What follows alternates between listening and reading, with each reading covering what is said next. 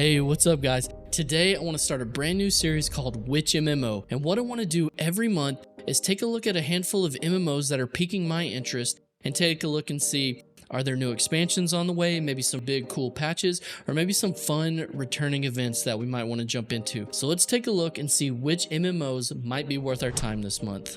Okay, first on the list, and as a huge Star Wars fan myself, is Star Wars The Old Republic. They have a couple really cool things going on right now that I want to take a look at. The first is Galactic Seasons. It's their version of a PvE battle pass with 100 levels, everything from new companions, armors, weapons, mounts, and just all kind of cool cosmetic things and currencies that you can use in game to get some really cool stuff. You progress the battle pass by doing certain activities or achievements related to the battle pass, and these activities and achievements can take you all over the universe. Tons of things to get you and your friends together. The next thing that is going on is they have a brand new PvP season that is running. PvP seasons are similar to the Galactic Seasons. It's another battle pass, but really only for the PvP players, and this is awesome for those of us who love PvP. What's cool about this battle pass is there's some really cool unique armor sets that you can't get anywhere else. You can also collect PvP season tokens that let you buy rewards from past PvP seasons. So if you're a PvP player in Star Wars The Old Republic, this is really up your alley. The last thing I want to talk about is Nar Shaddaa Nightlife. And this is an event that doesn't come around very often, but when it does, it's very cool. You basically can earn these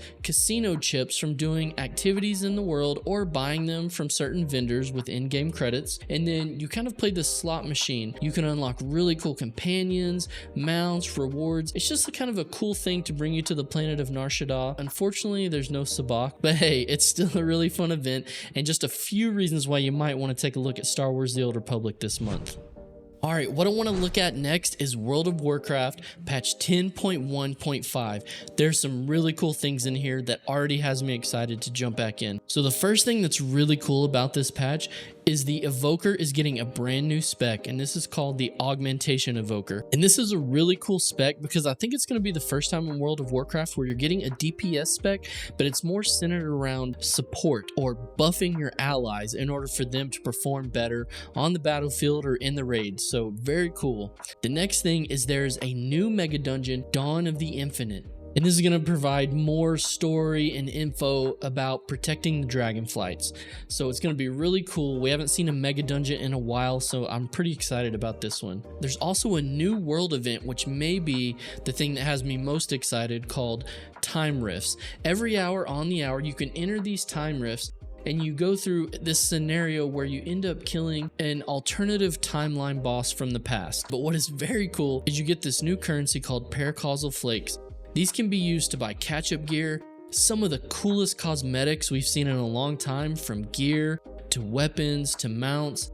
And I think players are going to be farming this for a long time to get these cosmetics. I know I'm excited to jump into it. Two more quick things is Warlocks are getting customizable minions, and I think that's going to be really neat for all you Warlock fans out there. Also, Draenei can now be Warlocks too. The last cool thing is we're going to have a dragon riding event. The Kalimdor Cup is a world event that is going to bring dragon riding to Kalimdor, and for the first time away from the Dragon Isles, which should be really cool. I think this patch is definitely worth checking out.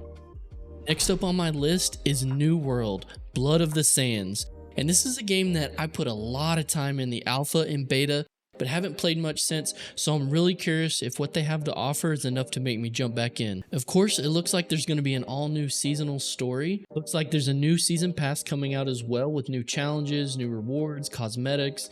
And one of the biggest things that's coming to New World that is going to be very cool is, of course, Transmog. I know a lot of people have been waiting for this for a long time, and I think it's going to be really cool to just take your customization of your character to the next level. On top of that, they're adding a new 20-man instance. You will enter the arena of Shah Neshin the Devourer, and you will fight and defeat this massive sandworm. And they claim that you're going to have some really cool rewards come from this. Next, they're adding a 10-player encounter called the Hatchery. Some very cool rewards are going to be tied to this as well.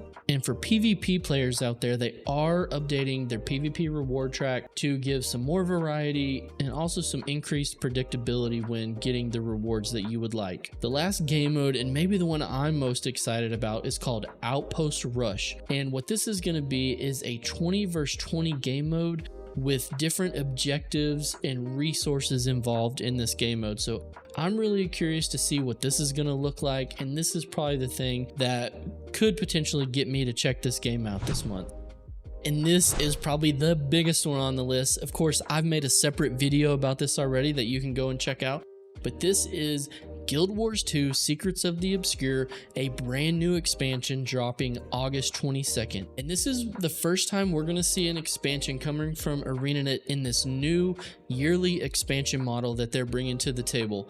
A lot of things have me excited about this. First, we're going to get a new self-contained storyline that will play out throughout the year. We're going to get quarterly updates that will come with this expansion. There's going to be brand new open world legendary armor, which I know tons of players are super excited about that. We're going to get a new fractal. We're going to get new strike missions, which are Guild Wars 2's version of raids. Also, they're unlocking tons of weapons and playstyles across tons of classes. So, wow. If you haven't tried Guild Wars 2, this is the absolute perfect time to jump in. This has to be top of the list on MMOs to try in August, and so I'm super excited. Let me know in the comments if you're excited about this as well.